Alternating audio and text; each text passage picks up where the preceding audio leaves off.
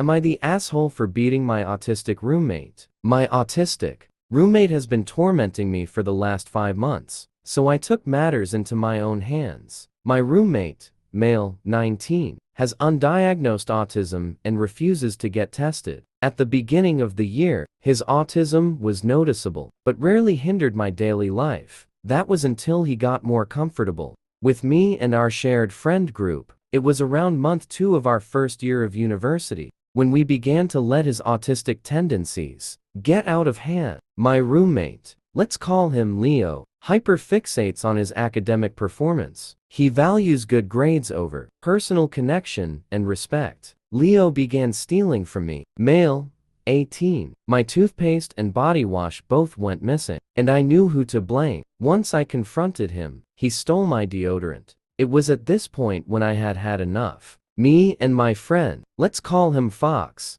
had planned to remove everything from his side of our room. His clothes, bed, and personal possessions were strategically removed from our room. While this act did create a distrust between me and Leo, seeing the angered and confused look on his face when he returned to see an empty and barren room was worth both the effort put in and the hatred that had grown between us.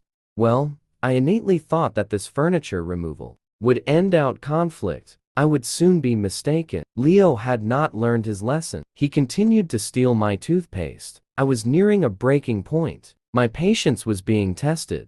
It was at this point when his autistic impulses reached a new high. As I was cleaning the room, Leo stormed into the room. He had just returned from a summer internship interview. The interview had gone well, and he was overstimulated. As I was turned away from him, he whipped my ass with his tie. Being his roommate is extremely mentally draining. He constantly wakes me up at night. When he returns from his late-night study sessions at 5 in the morning, he then turns on the light and tries to talk to me. He eats most of his meals facing my bed while I am sleeping, and he has a crippling addiction to flaming hot Cheetos. This addiction and stress eating, due to his hard program, led to him gaining over 20 pounds. Since he arrived at university, his side of the room had become a mess, garbage overflowing, and rotten food underneath his bed. He impulsively gets drunk on random weekdays. Keep in mind, he is a lightweight. I think the alcohol reacts with his autism or something, because he is extra stimulated after just a few drinks. This has led to him punching multiple ceiling tiles on our residence floor. When we got a noise complaint, he confessed to the damage and had to pay $160, all of which came out of his dad's account. It is important to note that this guy has never worked a day in his life and uses his dad's credit card to pay for everything. In the first 2 months of school, he spent over $1,500 on his dad's credit card, on Uber Eats alone, which I didn't even think was possible. This also contributed to his fast weight gain. This week was the final straw. Leo had messed with the bull and was not ready to receive the horns. This Wednesday, Leo was once again overstimulated, and he found a rotting apple on his side of our room. He decided to throw it on my bed. Now Leo was about to receive the horns, but I threw the apple onto his bed and emptied a can of Nastia and vitamin water onto his pillow. Leo, angered, found rotting mint leaves, which he had planned to throw on my bed,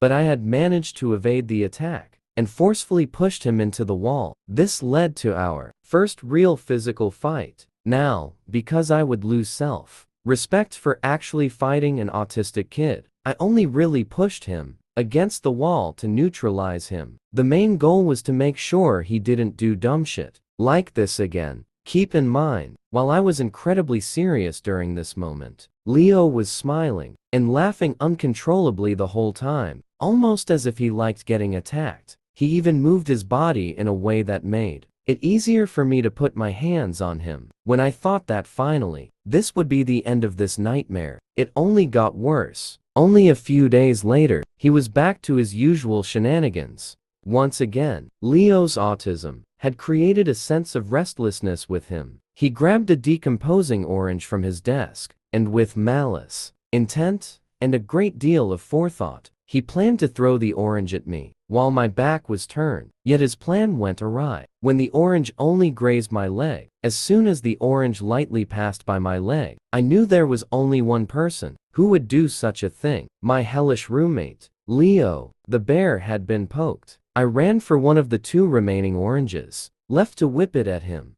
As the slightly green and moldy orange left my hand, I felt nothing but pure happiness. The orange had made contact with his torso, but I was not done. As soon as the orange hit the ground, I picked it back up and crushed it on top of his head. Well, he did try to resist. The smile on his face made me feel slightly disgusted with myself, as part of me felt he got off on this.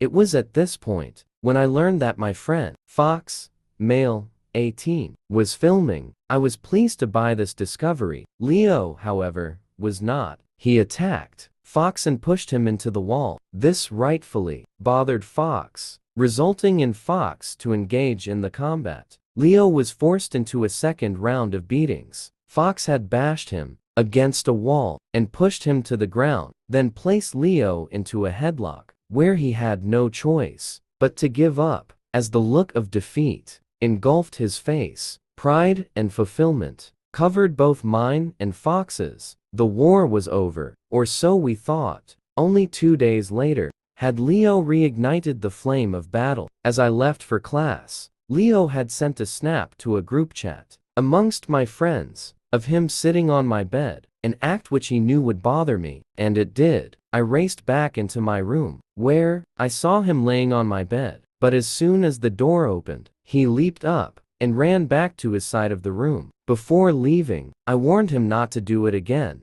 and to heed my warning, I left once more, knowing that he would try to pull this stunt again. I waited outside the room for a few minutes, where Fox met me, wanting to film the impending violence. I then storm into the room, where Leo is, once again on my bed. As I had anticipated, I race over to my bed and grab Leo by the collar, shoving him into the wall, then back onto his own bed. I continued to shake him back and forth until I had felt that the punishment had fit the crime. As of now, that was the last action that Leo had committed against me, but I have a feeling it's not over. His next move will be his last, as I have ran out of patience a long time ago. I'm exhausted. The nightmare is not over, and I fear Leo will terrorize me for the rest of the year. So am I the asshole for continuously fighting my autistic